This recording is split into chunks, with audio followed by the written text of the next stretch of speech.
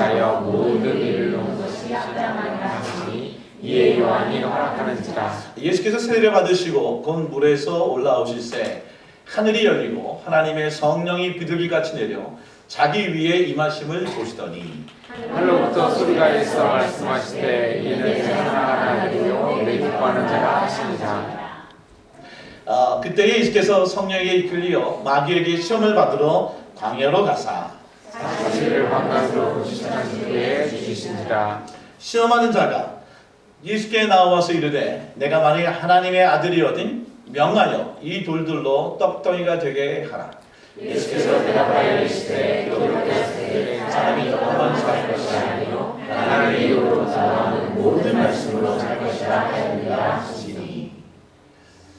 이에 마귀가 예수를 거룩한 성으로 데려다가 성전 꼭대기에 세우고 이르되 내가 만일 하나님의 아들이거든 뛰어내리라 기록되었으되 그가 너를 위하여 그의 사자들을 하시니 그들이 손으로 너를 만들어 바위에 긋지 않게 하리라 하시니라.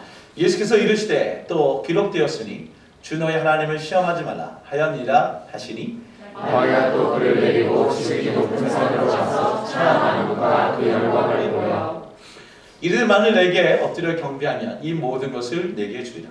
이에 예수께서 말씀하시되 사탄아 물러가라 기록되었으되 주 너의 하나님께 경배하고 다만 그를 섬기라 하느니라. 같이 읽죠. 이에 마귀는 예수를 떠나고 천사들이 나와서 쏘옵니다. 아멘.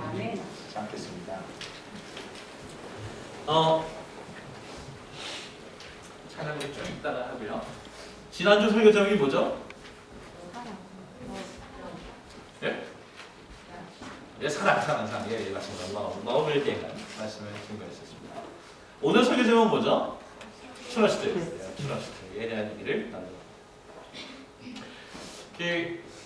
그래서 13장 4절 7절에 사랑에 대한 속성이 쭉 나오는데 사랑은 오래 참고 사랑은 온유하며 시기하지 않으며 사랑은 자랑하지 않으며 사랑이라고 쭉 읽을 수 있지만 이 사랑을 다른 말로 바꿀 수 있다면 뭐로 바꿀 수 있다고 얘기했죠? 예수님. 은혜는 그렇습니다. 예수님은 예수님 없이는 아무것도 안 된다는 거죠. 여러분 기억나시죠? 사랑이 없으면 뭡니까?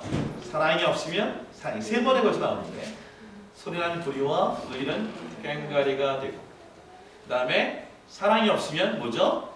내가 아무것도 아니고 사랑이 없으면 내게 아무 유익이 없는. 그래서 I'm nothing, I get nothing. 아무것도 아니다 라고 얘기하는 거죠.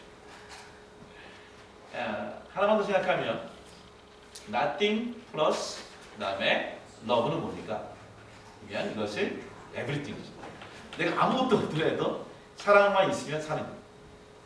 보세요. 한 자매가 웃는데 이게 믿어져서 웃는 거지 안 믿어져서 아무것도 없어도 사랑만 있으면 살 수 있다고 하는 건지 아니면 근데 everything 다 갖고 있어도 그 다음에 사랑이 없으면 어떻게 됩니까?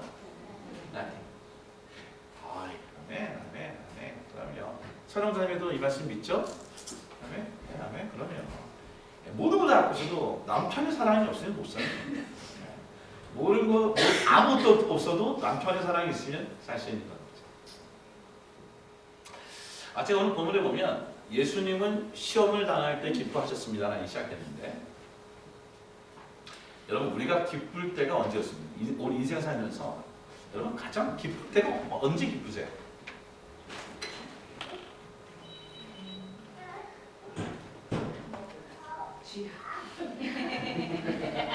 우리 하리는 밥 먹으라면 춤추고 노래 부르는데 그게 한 2-3시간 걸려요. 그게 에너지를 소비해야지만 가만히 있어요. 그쵸? 희한해요. 정말 밥 먹고 나서. 앤드라 자매님은 언제가 제일 기쁩니까? 아이들이 말 잘 들을 때. 아이들이 말 안 들면 기분이 나빠지고 잘 들으면 기분이 나빠지고. 여러분 인생 가운데 가장 기뻤을 때가 어딥니까? 김소율 형제 인생 가운데 가장 기뻤을 때가 어딥니까? 제가 굉장히 힘들었던 문제가 해결됐어요. 그게 뭐죠? 그건 안 그러면 다이어트? 그렇죠. 문제가 해결될 때 행복한 거. 하영이는 가장 기뻤을 때가 언제? 인생이요.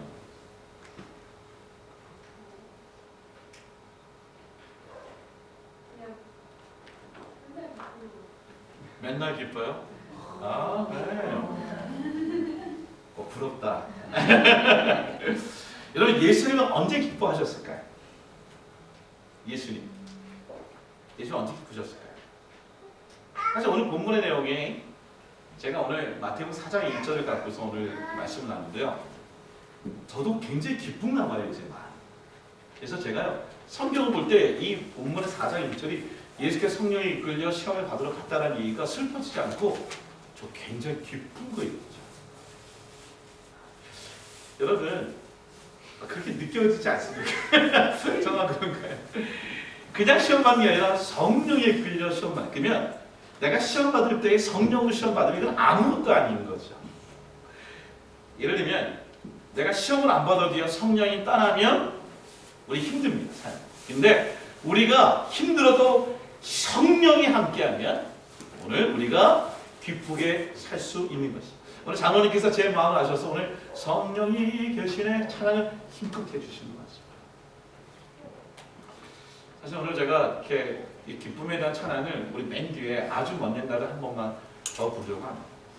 지난주에 저한테 목사님 이 찬양 이번 주에 앵콜로 또 해주시라는 분이 계셔가지고 우리 아주 먼 옛날 우리 선영단이 한번 쳐주고 우리 한번 같이 그냥 뭐 율동하도 아니고 우리 박수 치면서 우리 한번 아주 먼 옛날에 하나님께 우리 뒤에 맨 뒤에 보면 앞이나 뒤에 악보가 있을 거예요.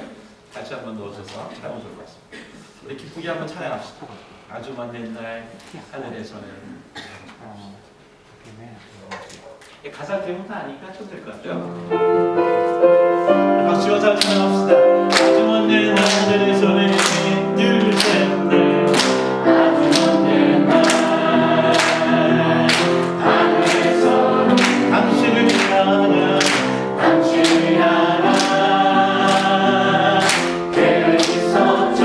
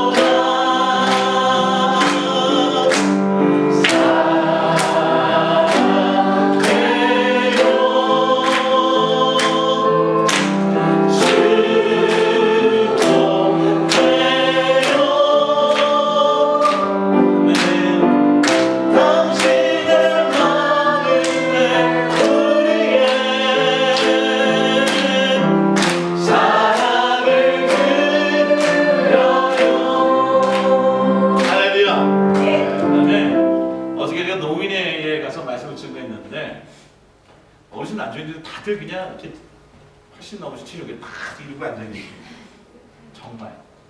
근데 제가 그런 얘기 했어요. 똑같이 여러분 몸이 힘들더라도 성령이 함께 하시면은 우리는 기쁩니다. 네, 교사님들이 아멘 이러십니다.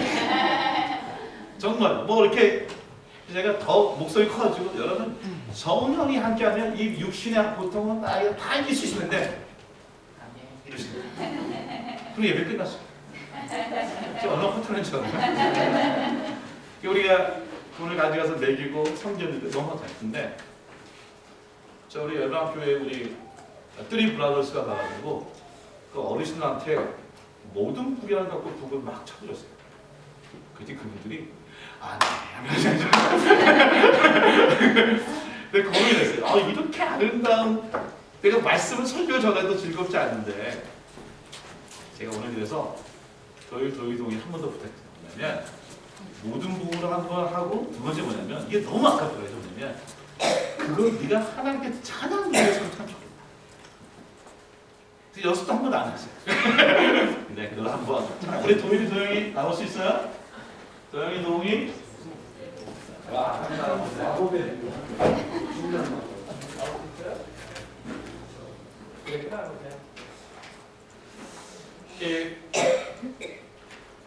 제 꿈이 생겼어요.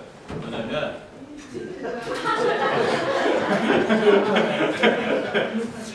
예.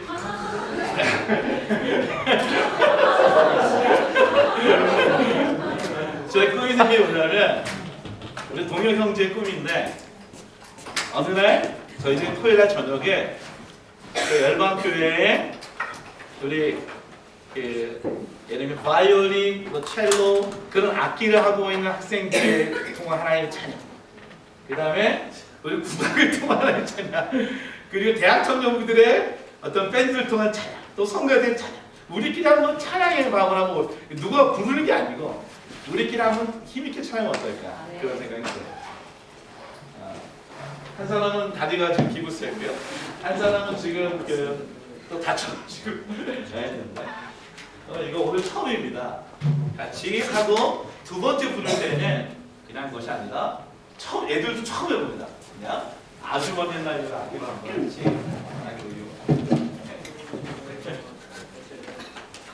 처음에는 그냥 음악 찬양 없이 하고 두 번째는 찬양.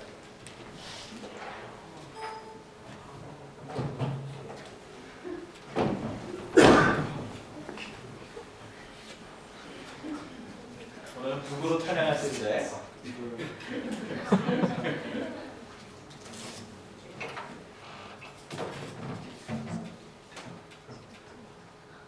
우리 어저께 어르신들이 말할 때 우리 교회에서 와서 유래기가 너무 좋아하시고 오늘 이거를 찬양 한번 해보는 게 소원입니다. 박수 한번 우리 한번 해볼까요?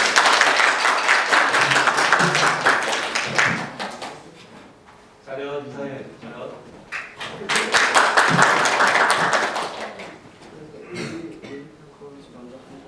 그냥 찬양.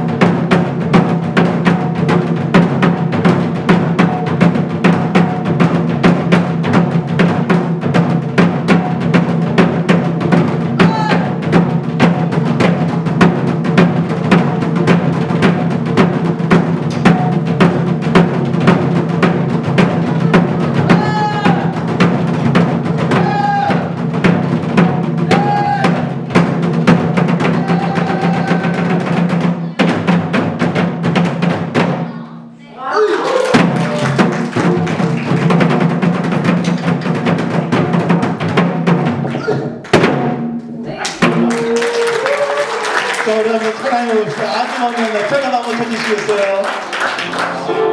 이게 박수 치면서 힘을 칩시다. 제가 한 번 더 연습 같이 해봤습니다. 하나, 둘, 셋, 넷. 아주 많네. 하늘에서 당신이 나가 계획 있었죠.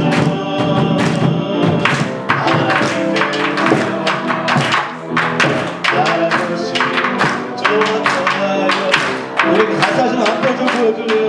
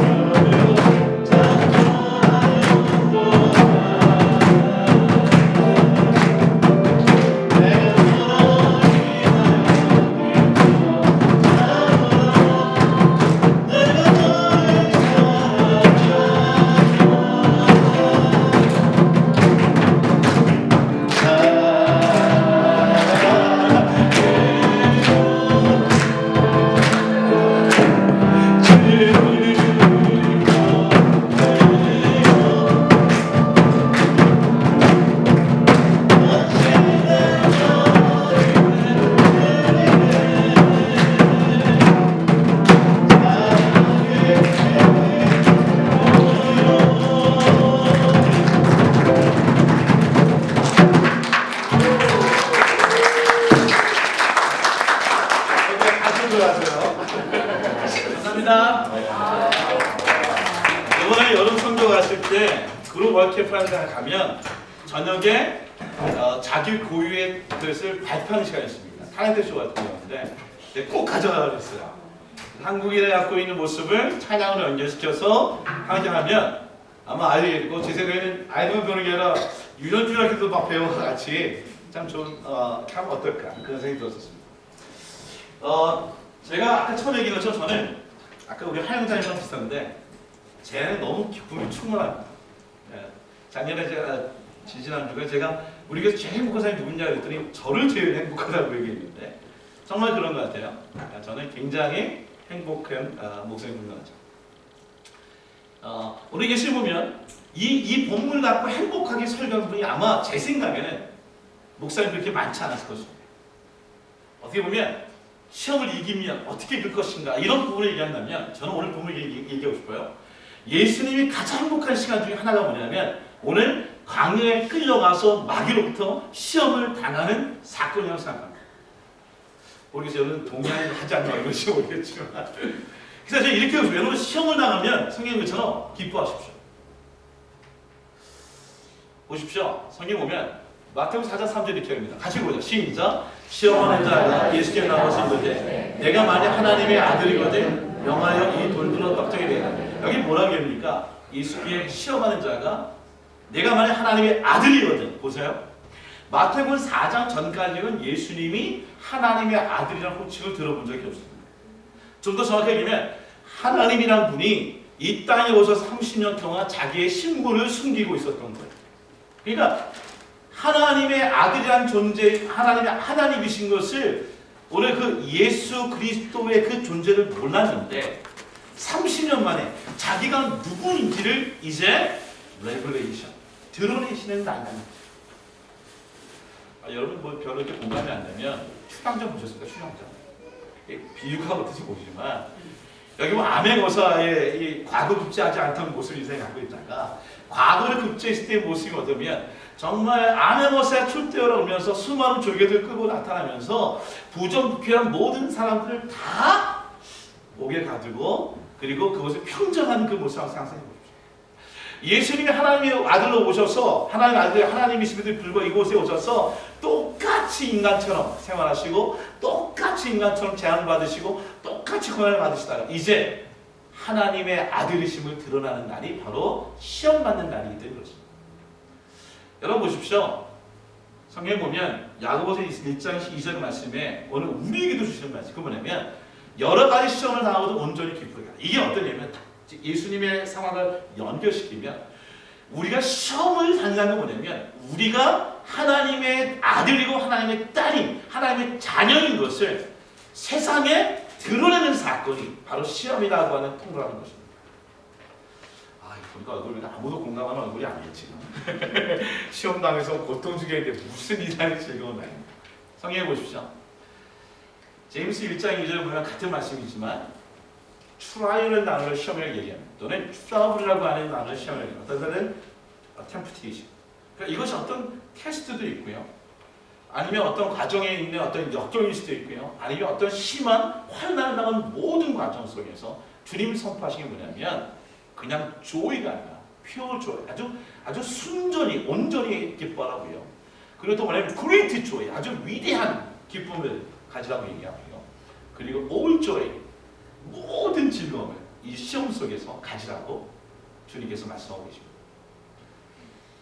예수님께서 어떻게 시험을 기쁨으로 이기셨습니까? 성경 보면 뭐라고 하냐면 trust라는 단어를 적었습니다. trust. 신뢰. 그러니까 하나님 아버지와 하나님 아들로서의 관계에 있어서의 내가 고난을 좀 받고 있지만 이 고난이 곧 하나님 아버지를 내가 신뢰하기 때문에 이 고난을 받고 이길 수 있다라고 하는 신뢰가 오늘 성경에 깔려 있습니다. 마태복음 4장 3절 보십시오. 시험한 자가 와서 하나님을 예수께 나와서 이르되 내가 만약 하나님의 아들이었든 4장 6절에도 내가 만약 하나님의 아들이었든 뛰어내리라 라고 얘기합니다. 세 번의 시험이 있지만 우리 너무 잘 알기 때문에 세 번의 시험이 있지만 이 두 번의 시험에만 봤을 때에도 뛰어내리면 사자들이 천사들이 뛰어내린 예수님을 받들어서 그렇게 부딪히지 않으므로 수종될 거라고 얘기를 하지만 주님은 노하십니다. 근데 결론은 어떻습니까? 이런 모든 다 시험이 끝난 다음에 거절했지만 4장 15절 보니까 마귀에게 시험하는 자들에게 거기에 굴복해서 천사들에게 수종받는 것이 아니라 이 모든 시험을 성령에 따라서 행하였기 때문에 성령으로 하나님을 신뢰함으로 이 시험을 이김으로 말미암아 결국 천사들이 나와서 예수님을 수종하는 결과를 갖게 되는 것이죠. 신라는 책인데 신라는 책에 보면 참 좋은 얘기가 나와요.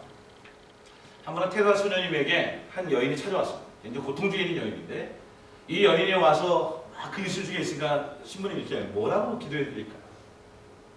그때 이 여인이 얘기합니다. 확실한 답을 얻도록 기도해 주세요. 그래서 테다 소녀에게 얘기하죠. 저는 그렇게 하지 않겠습니다.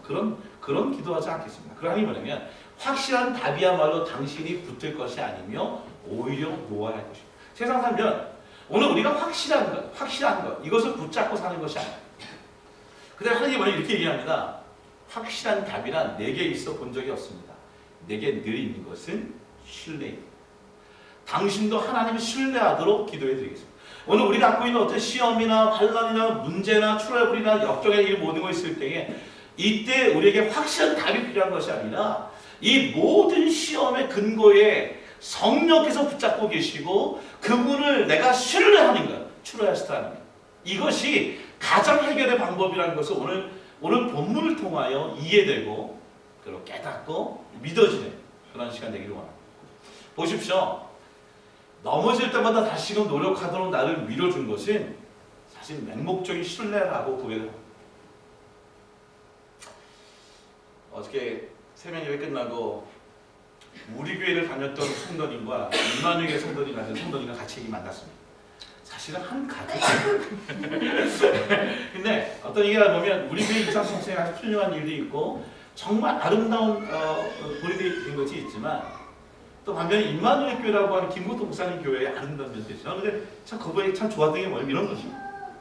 이창수 목사 같은 경우에는 말씀을 통해 머리로 이해되고 그래서 머리 가운데에 하나님께서 주시는 것으로 굉장히 아주 로고스적인 말씀을 잘 증거하십니다.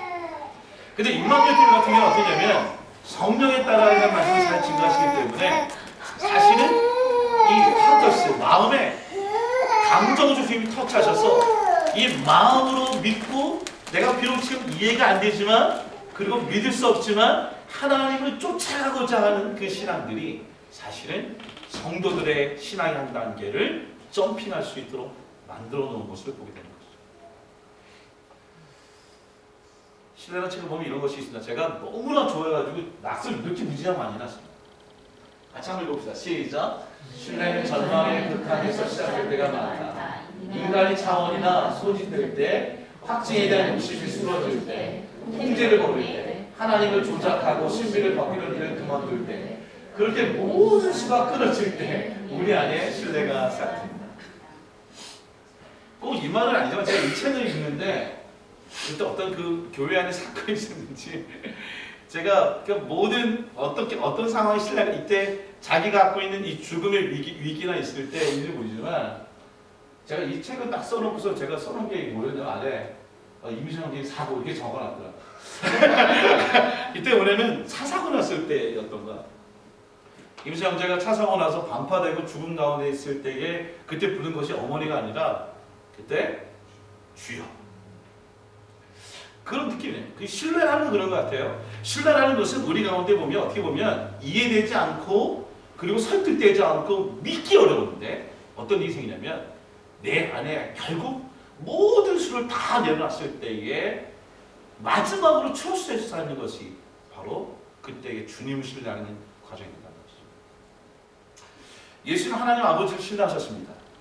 시험을 당해도 이 시험 가운데 광야로 끌려간 상태에 하나님을 전적으로 신뢰하셨어요. 성경에 보면 아까도 얘기했지만 예수께서 성령에 이끌려 광야로 가서 마귀의 시험을 받는데 이 시험의 자체는 사실 마귀가 주체가 아니에요. 누가 주체냐면 사실은 하나님이십니다. 좀 더 정확히 얘기하면 30년 동안 인간의 몸으로 갖고 계신 하나님이셨던 예수 그리스도께서 이제 하나님의 아들로 신으로서 이 땅에 구원을 이루기 위한 첫 발을 내딜 때에 하나님 그냥 광야에 딱 던져 놓으신 다음에 그가 스스로 하나님인 것을 알게 하시도록 만들어 놓으셨다는 것입니다. 제가 이 말씀을 읽을 때에 이때가 언젠가 생각할 때 그때라는 단어를 쓰고 있습니다. 여러분 보십시오. 예수님이 처음으로 이제 하나님이 시작하기 전에 시험을 광야로 딱 던져주십니다. 버려주신다는 거예요. 근데 성경에 보니까 그때라고 적혀 있습니다. 여러분 그때가 언제인지 아십니까? 그때가 바로 오늘 읽었던 마태복음 3장 16절에 있는 말씀. 예수께서 세례를 받으셨던 상황, 그리고 성령의 비둘기가 한 내려왔던 상황, 그리고 3장 10절 말씀에 이렇게 얘기합니다. 하늘로부터 소리가 있는데 이게 성부 하나님의 소리죠. 이는 내 사랑하는 아들이요 내 기뻐하는 자. 어떨 때냐면 이렇게 예수님이 홀로 광야에 던져서 시험 받을 때가 언제였냐면 하나님 아들 시험을 언제였냐면 바로 세례를 받으시고 이제는 네가 인간 예수로 사는 것이 아니라 나사렛 예수로 사는 것이 아니라 네가 하나님의 아들 예수로 살아가는 것을 이제 성령 세례를 통하여 그것이 확증되고 그 예식을 통하여 하나님의 공생애를 시작할 때 그때 시험 이 광야로 던져졌다는 거죠. 여러분 한국 가정의 가장 큰 문제가 뭘까요? 저는 한국 가정의 가장 큰 문제는 누구를 트러스트하지 것에 있다라고 얘기를 정합니다. 여러분 한국 가정의 가장 큰 문제가 뭔지 아십니까? 누구를 트러스트하지 않습니까? 아버지? 아버지한테 연락하면 어떡하려고 사실은 아버지. 저는 아버지 학교 강사를 한 4, 5년 했을 때 압니다. 항상 슬로건이 뭐냐면 주님 제가 아버지. 항상 슬로건이 아버지가 살아야 가정이 산다.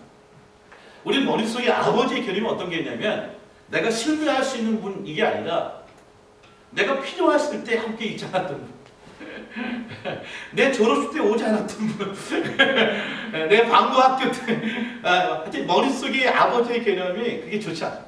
더 월스트 케이스는 늘 술 먹고 엄마를 때리던 분. 그저께 보니까 한국에 11살짜리 아이가 아버지를 칼로처럼 죽였습니다. 엄마를 때린다. 우리가 갖고 있는 아버지, 이 아버지의 그림이 깨지는 건 어떤 생각이냐면 우리가 하나님 아버지를 부를 때에 내가 아버지를 트러스트할 수 있는 대상이 아니라 의심하는 대상, 미워하는 대상, 증오하는 대상. 그래서 그 아버지를 트러스트하지 않기 때문에 아버지가 원하는 삶, 아버지가 기대하는 삶을 살 수가 없는 것이죠. 제가 지난주에 사랑을 좀 얘기하다가 부부 사랑에 대한 문제에 대한 책을 보면서 그런 얘기 들었어요. 여러분 이 러브라는 단어의 인기시를 보니까 왜 부부가 깨지는가에 대한 이유가 이 러브가 에러브의 약자가 있는데 러브는요 레프라고 합니다. 레프가 뭐냐면 스마일인데 이렇게 합니다. 왜 부부관계의 사랑이 깨지냐면 자기를 웃는데 상대편을 웃게 해주지 못하는 사랑이기 때문에 난 너무 즐거워요. 근데 상대편을 즐겁게 해주지 못하는 사랑을 하고 있다면 그거는 사랑이 아니라는 거죠. 저 같은 경우죠. 저는 잘 혼자 얘기하고 혼자 얘기하면 많이 있는데 오늘 뭐냐면 오케이입니다. 오케이. 그건 뭐냐면 항상 I am okay. 모든 삶이 I am okay. 그러니까 내가 괜찮으면 괜찮아. 사랑을 표현하고 싶어도 내가 원할 때 하는. 사랑의 관계를 가질 때도 내가 원할 때 하는. 근데 you are okay. 그러니까 상대편이 오케이를 가질 때 그게 진짜 사랑이라는 것이죠. 여러분 부인은 뭐냐면 빅토리입니다. 빅토리는 뭐냐면 승리인데 뭐냐면 내가 항상 우리 부부는 내가 내 주장이 이기면 사랑한다는 얘기가 그게 아니라 서로가 함께 승리할 때, 윈윈할 때 그게 사랑이라는 것이죠. 이름 뭘까요? 인조이 즐거움이죠. 그 즐거움 뭐냐면 이겁니다. 진짜 사랑이란 뭐냐면 시간을 나누고 함께 쉐어해요. 우리가 기도할 때마다 부부들이 떨어져 있는 부부들 기도할 때 항상 그런 부분을 기도하는데 여러분 이 모든 것을 다 합치면 뭐라고 하냐면 사실 트러스트입니다. 그래서 트러스트는 뭐냐면 이겁니다. 트러스트는 뭐냐면 학자들 얘기하는 트러스트는 faith plus hope. 뭐냐면 트러스트는 그냥 내가 그냥 신뢰하는 게 아니라 믿음 플러스 소망. 내가 믿음을 갖고 있는데 그것이 내가 바라는 것들까지 연결시키는 것을 신뢰 가져야 얘기하는 것이죠. 오늘 우리가 문제가 뭐냐면 하나님 아버지께서 내가 시험과 역경과 환난 속에서도 그분이 나의 모든 것을 책임져 줄 수 있다고 하는 이 트러스트가 없기 때문에 우리가 시험을 당할 때 기뻐하기는커녕 이 시험은 내게 고난이고 역경이고 피하고 싶은 것이고 그리고 이 시험이야말로 내게 없으면 좋겠다고 하는 것이 될 수 있는 것이죠. 여러분 예수님은 하나님 아버지와의 아주 관계가 아주 트러스트뿐만 아니라 하나님 아버지의 말씀을 트러스트했습니다. 마태복음 4장 7절 보면 이렇게 해요. 예수께서 이르시되 모든 시험이 올 때마다 기록되었을 때 주 너희 하나님을 시험하지 말라 얘기해요. 그러니까 자기가 리젝하는 게 아니에요. 어떤 시험이 있을 때 어떤 거냐면 항상 하나님이 내게 무엇을 원하시고 하나님이 이때 어떻게 하셨을까라는 것을 갖고 얘기한다는 것입니다.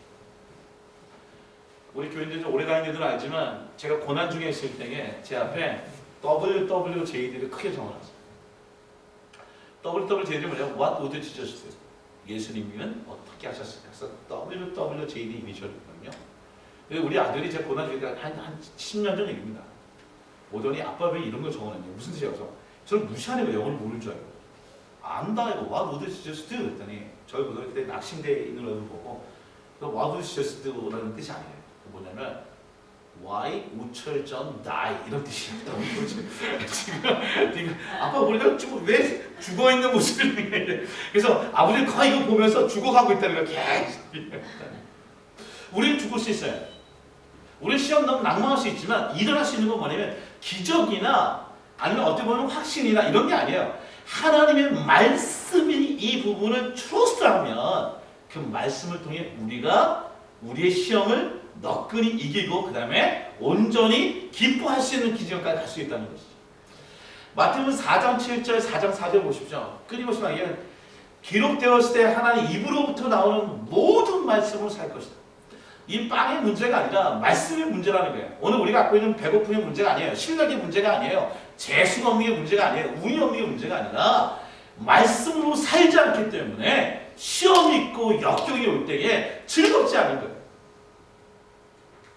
신명기 8장 3절 말씀에 이미 적혀있는 말씀에 이미 하나님이 모세에게 주신 말씀에 사람이 떠오르면 사는 것이 아니고 하나님 여호와만 일어나는 모든 것으로 사는 줄 아니라 이 말씀을 예수님께서는 트러스트했기 때문에 하나님 아버지의 관계를 트러스트하고 말씀을 트러스트하니까 시험을 받으러 광야에 가서 마귀와 함께 있더라도 그것은 두려운 일이 아니라 불행한 일이 아니라 즐거운 일이다.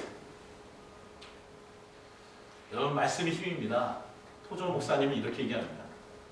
대부분의 그리스도인의 문제는 두루마리를 먹지 않으려고 하는 게 두루마리 뭐냐면 에스겔서의 이 말씀은 두루마리인데 이 두루마리를 너가 먹어라 라고 얘기하는데 두루마리를 조금씩 갉아먹기는 하지만 삼키지는 않아요. 말씀을 자기 뜻대로 좌지우지하려고 말씀 앞에 무릎 꿇지 않아요. 말씀에 복종하면 말씀의 쓴맛을 뱃속 깊이 느끼게 될 것이기 때문에 그러니까 이 말씀 먹으면 배가 쓰립니다. 이유가 뭐죠? 그 말씀이 약이 되기 때문에. 근데 그 쓴맛을 우리가 못 견디기 때문에 말씀을 다 먹는 것이 아니라 두루마기 종이를 찢는 것처럼 자기가 원하는 말씀을 먹고 그것으로 그냥 살아간다는 것이에요. 같이 한번 읽어봅시다. 자, 시작. 예수님은 자신이 하나님의 아들이심을 기적이 아니라 말씀에 계십니다. 하나님의 기적이 아니라 예수님 우리에게 기적으로 얘를 오늘도 매일같이 기적으로 얘기한다 그러면 우리가 얼마나 힘들겠어요. 맨날 기적을 경험해. 맨날 무리를 걷고 맨날 만나면 며칠하게 떨어지고 맨날 우리 자식이 죽었다 살아나고 죽었다 살아나고 맨날 이런 일이 생긴다고 그러죠. 우리가 제대로 살 수 있겠습니까? 하나님은 말씀을 통해 우리에게 입증하기를 원한다는 것입니다. 여러분 우리 교회 보십시오. 우리 교회는 또 모태 신앙이 있는 분이 꽤 있을 겁니다. 한번 자기는 모태 신앙이라고 생각하면 손 들어 보십시오. 모태 신앙. 모태 신앙 들으면 꼭 이렇게 들어요. 들어라. 자, 모태 신앙 손 들어보세요. 모태 신앙. 오케이. 내려보세요. 모태 신앙은 그냥 꼭 외우는 성경 구절도 있습니다. 적어도 하나씩 있어요. 하영자매 모태 신앙이에요? 외우는 말씀 뭐 있어요? 자, 시작. 누가 외웠죠? 지금? 이천 형제? 외운 거 있어요? 네. 자, 시작. 하나님이 세상을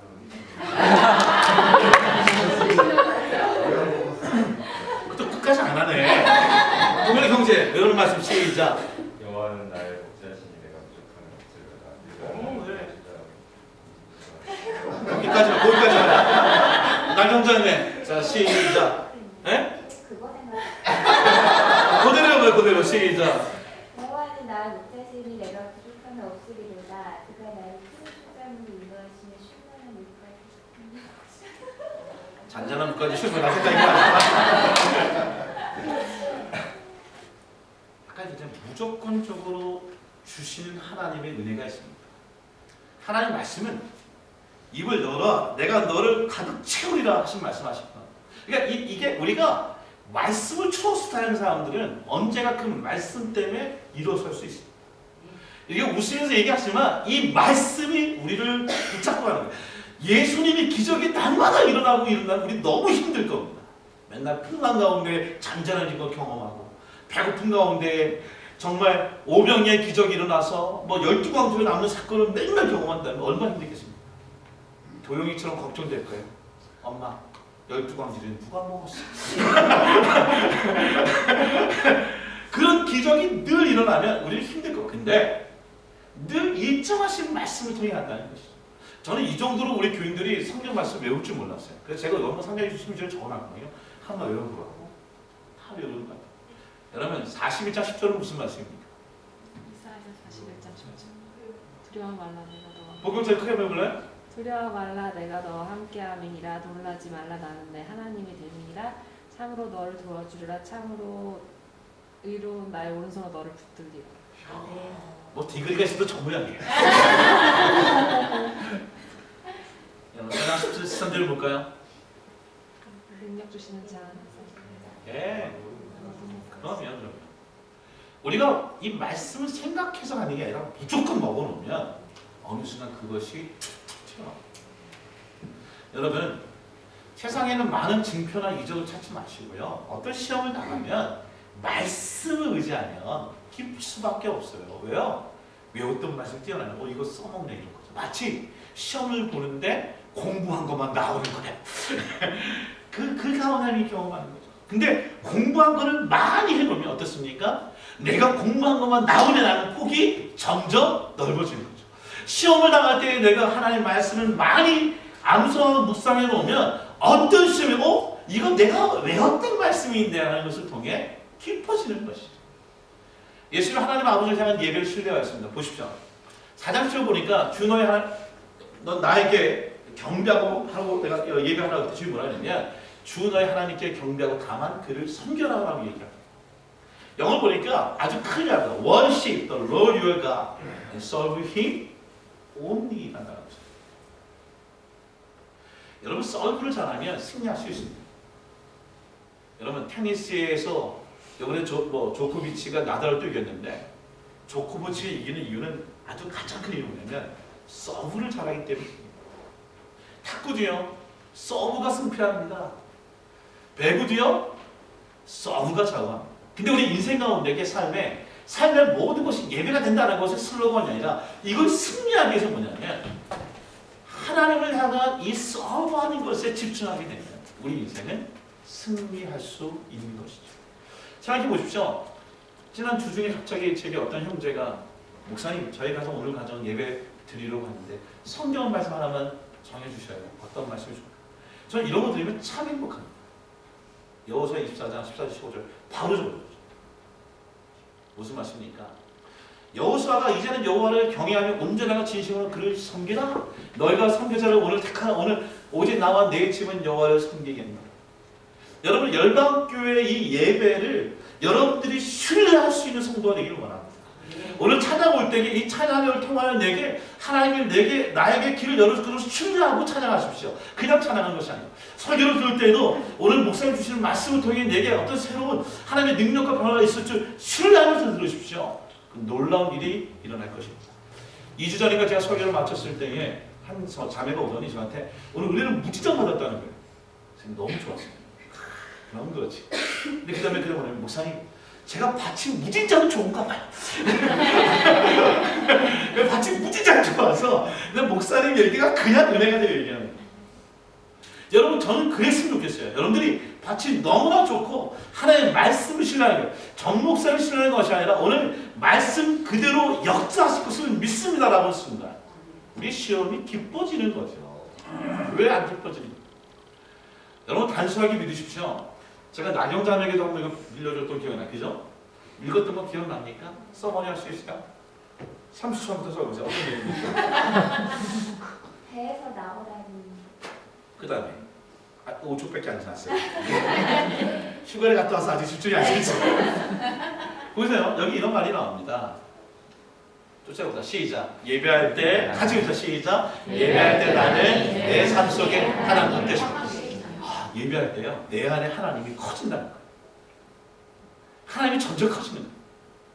신실하신 하나님 그분이 커지는 거예요.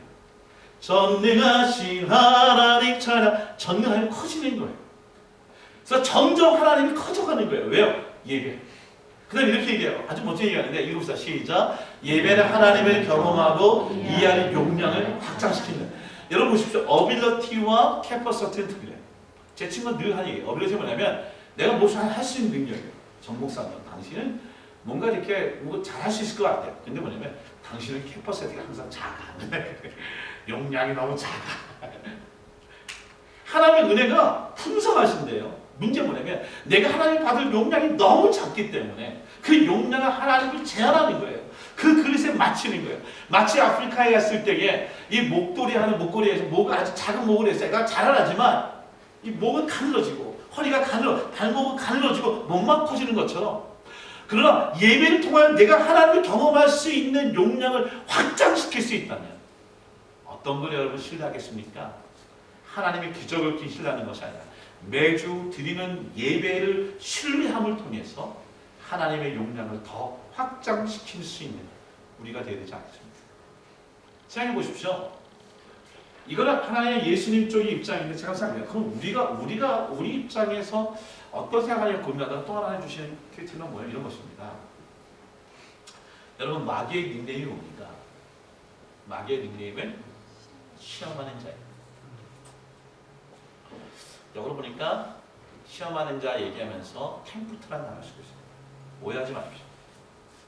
마귀는 시험합니다. 정말 템프테이션에서 유혹합니다. 근데 제가 이게 좋은 말인지 아닌지 모르겠는데 여러분 용서해 주세요. 그냥 우리가 마귀는 아니지만 가끔 무엇을 하지 않으면 뭘 합니까? 우리는 마귀는 아닌데 분명히 떠오르는 단어 있습니까? 마귀 짓을 하지 않습니까? 이 말이 혹시 불편한 모르겠지만 우리는 마귀 아니에요. 오해하지 마세요. 근데 누군가를 막 템프테이션 해요. 누구를 막 트라이얼 해요. 누구 테스트해요. 그 이게 뭐냐면 이건 하나님이 원하는 것이 아니라 크리스찬들이 해야 할 일이 아니라 마귀들이 하는 거예요. 근데 우리가 그것을 통해서 우리는 크리스찬인데 마귀 짓을 하면서 살고 있는 거예요. 부부의 관계일 수도 있고요. 성도 간의 관계일 수도 있고요. 목사와 성도의 관계일 수도 있고 부모 자식 관계도 있어요. 자꾸 시험합니다. 이 사람이 나를 정말 사랑하는지 이 사람이 정말 나를 재보면서 뭐 이렇게 결혼 대상으로 가능한지 모든 걸 추가하고 테스트하는 거예요. 하나님 것에 대해서 성경 분명히 너희가 시험하지 말라고 얘기합니다. 성경 한번 읽어보자. 시작. 너희가 마사에서 시험한 것 같이 너희 하나님 여호와를 시험하지 말고 시험하지 않는 거예요. 하나님을 시험하는 것이 미안한 얘기지만 그게 마귀가 하는 짓과 똑같다는 것입니다. 여러분 두 가지만 얘기할까요? 뭐가 마귀 짓인가? 성경 보면 만약에라고 하는 단어가 나옵니다. 시험하는 자가 예수께 와서 내가 만약 하나님의 아들이거든. if라는 단어를 씁니다. 또 이르되 만약 하나님의 아들이거든. if you are. 이런 단어 우리가 가끔 쓰지 않습니까? 어려움이 있을 때 하나님 정말 당신이 나의 하나님이십니까? 왜 이렇게 저를 버리시나이까? 하나님 정말 하나님이십니까? 여러분 이게 마귀가 하는 시험하는 어떤 상황의 어떤 모습들과 비슷하다는 거예요. 마태복음 27장에 보니까 마귀는 아니죠. 근데 예수 십자 달렸을 때 길거리에 있던 행인들, 침뱉던 자들이 군인들이 하는 말이 뭐냐면 내가 만일 하나님의 아들이거든 자기를 구원하고 십자가 내려오라. 여러분 실감이 안 됩니까? 한 번은 딸애가 저한테 와서 그러는 거예요. 아빠 저한테 그 용돈을 나가는데 제 용돈 아주 오래전 얘기입니다. 근데 이놈들이 분명히 뜻한 것 같아요. 따고서 뭐인 줄 알아요? 아빠 용돈을 안 주니까 와가지고 전우철 목사님 제가 오늘 10분이 필요한데 좀 주실 수 있겠어요? 아직 그때는 머리에 아직 그때는 항상 전우철 목사님이에요. 그런 적은 없는데 만약에 제가 돈을 안 줬더니 결의가 만일 당신이 나의 아버지시거든 그래가지고 만일 정말 당신이 나의 아버지거든 이렇게 하실 수 있습니까? 이거 어떻게 깃발대가면 때리기죠. 어떻게 나서 어떻게 키워가지고 어떻게 지금 하고 있는데 우리 모습도 깃방망이 여러 대 맞을 살지 않습니까? 그래? 하나님 정말 당신이 나의 하나님이시다면 아니 죄악 가운데 우리를 구원해 주셔서 사망의 생명을 옮겼고 우리 하나님의 자녀로 만들어주셨는데 맨날 당신이 나의 하나님이시거든. 당신이 하나님을 아시고 이런 얘기를 하면 하나님이 좋아하시겠어요? 저는 아주 소름이 끼칠 것 같아요.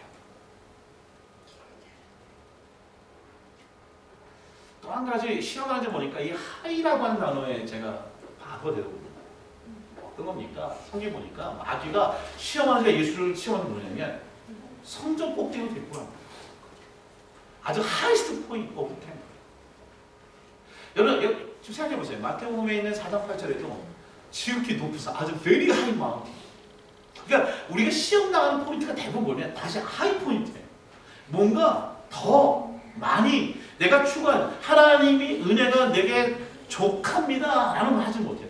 빌립보서에서 4장 13절의 말씀이 내게 능력 중에 이보다 더 중요한 것 앞에 내가 궁핍한 것에 자족한다는 이 말을 할 수 없는 거죠. 그러니까 예를 들면 내 삶에 자족하지 못하면 어떤 일이 생기냐면 그 다음부터 다 템플테이션 주님 시험하는 거죠.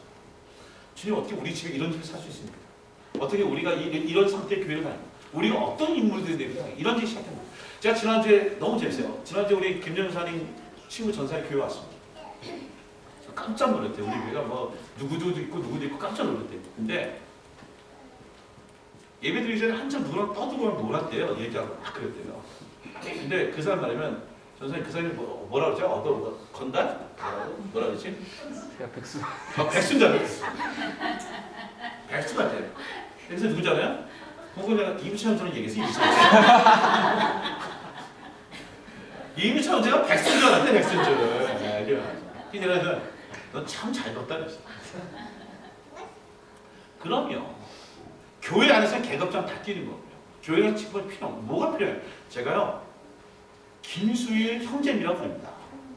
무려 명월초등학교 대교장 선생님 아니세요? 그런데 뭐합니까 교회 안에서는. 아멘? 그럼요. 교회 안에 형제예요. 어떤 직분이 필요합니까? 높은 거 지향하고 가다가 어떤 일이냐면 우리가 템프터가 되는 거예요. 하나님을 시험하는 자가 돼요. 하나님은 너는 이곳에서 있어야 자리에 그곳 하나님이 만들어줬는데 그게 아니라 내가 하나님을 자꾸만 템프트하는 거예요. 템프테이션. 어떻게 그게 가능한 일입니까? 주님이 사람의 계획을 세우시라고 하나님이 인도해 주실 때에 그 걸음을 가는 거죠. 제가 갑자기 모든 성도님들이 주신 말씀 저는 참 기억하고 기도하는 거 참 좋아요. 장로님 올해 받은 말씀이 사람들의 표지판되는 장로 본종은 표지판인 것 같아요. 이렇게 우리 안수쌤 보면은 keep and wait. 맨날 뭘 가고 쭈글쭈글 있다가 이게 지키고 기다리는 거 너무 좋아요. 일이 다 있는데 제가 성화자매의 말씀을 기억하고 있는데 성화자매가 아마 거하는 곳에 머무라 이런 것 같아요. 그렇죠? 여러분 지금 거하고 있는 그 가정을 만족해 하십시오. 함께 살고 있는 아내와 남편을 만족하십시오. 부부의 삶을 하기도 전에 그냥 만족하십시오. 부부의 삶 해봤자 괜히 그 목사 사모에 치부 만들어라고 만족하십시오. 최고로 생각하십시오. 자꾸 높은 건 높은 것. 목사들이 성전의 꼭대기에 올라가 있는 모습을 상상해 주십시오. 성전 안에서 주님 앞에 기도할 자들이 성전 꼭대기에 올라가고 있는 것이 마귀가 아니라 마귀 짓을 하는 우리들의 모습이라는 것입니다. 그런 말씀의 힘인데요. 참 귀한 말이 있습니다. 그리스도의 진정한 교회는 속량받은 교회입니다. 다시 말해서 성령으로 거듭나고 보혈로 씻음받고 심판을 면제받은 교회다. 근데 보세요. 하지만 교회가 구조받은 것은 아니에요. 어려운 얘기예요. 살베이션은 받았어요. 근데 not rescue. 교회의 이름은 하늘에 기록되어 있어요. 구원받았어요. 살베이션. 근데 뭐냐면 not rescue. 아주 같이 읽어봅시다. 시작. 교회가 이 땅에 있느냐 그리고 교회답게 행동하는 한 교회는 어려움을 당하지 않을 수 없다. 만일 교회가 교회답게 행동하지 않는다면 어려움을 당하지 않을 것이다. 이러면 늘 떠오르는 말씀이 주님이 살아시는 교회, 부족하지만 넘쳐나는 교회, 항상 이렇게 떠오르는 거죠. 크리스찬은 어렵게 사는 거예요. 낮게 사는 거예요. 작게 사는 거예요. 힘들게 사는 거예요.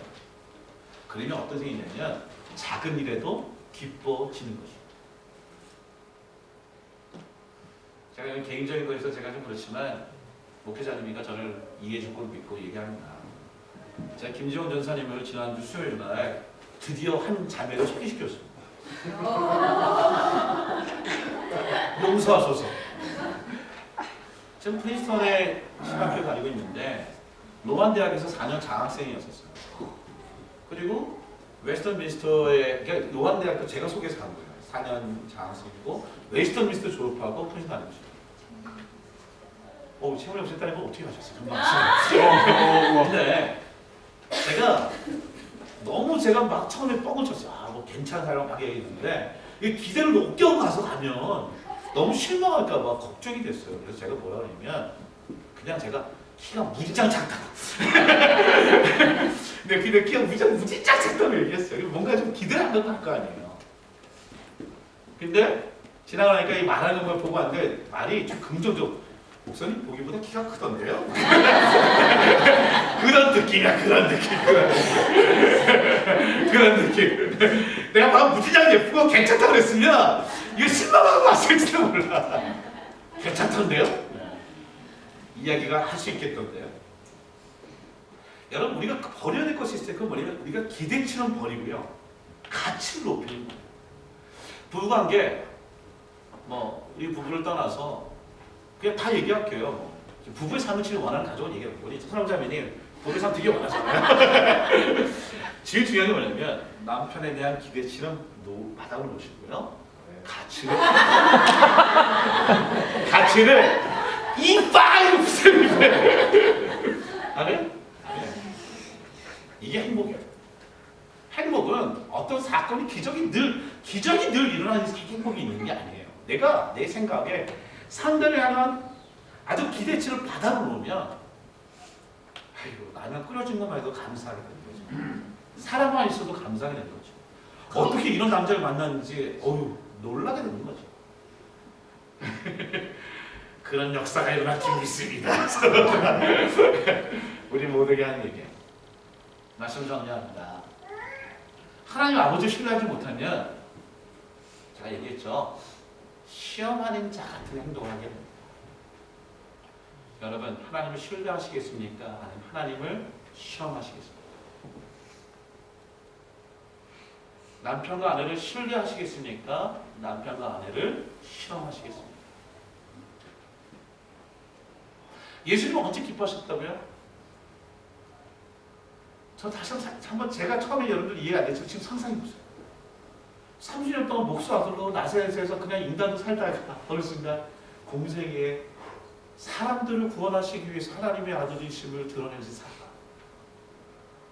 참 힘든 일이지만 이제 하나님의 아들이란 것을 받기 위해 성령이 이끌려 시험을 받으러 가실 때 이 사건은 마치 내가 학력고사를 보고 그 다음에 대학을 가기 위해 약간 또 비유도 적합하지 않겠지만 어떤 사실을 시험치고 그 다음에 가져 올라가는 그런 시험, 어떤 인터뷰를 하고 그 다음에 가고자 하는 어떤 고난. 그래서 뭔가 하나님 내게 주실 큰 영광 때문에 이런 시험은 내게 이미 좋기 기쁨으로 여겨지는 것이죠. 지금 있는 상태를 두고 하나님께 기뻐하기보다는 미래와 포텐셜과 그리고 하나님이 주어져 있는 사건을 갖고 제 설교 본문에 대부분 많이 쓰는데 갑자기 답답한데 기성용사 딱 보면서 앉아서 하는 그런 얘기 하거든. 결혼할 때 23살에 결혼했거든요. 정말 여러분 보이는지 모르겠지만 소년을 만나요? 세상에 그렇게 어렵게 결혼한 게 어딨어요. 23세 결혼했어요. 대학 다 졸업하고요. 그 다음에 직장 다니고 있었는데 그때 기성님 몇 학년이에요? 3학년? 아마 인간으로도 안 보였을 거예요. 사실 인간적인 인간. 근데 이런 얘기 하더군요. 남편이 갖고 있는 포텐셜을 보고 비애를 받답니다.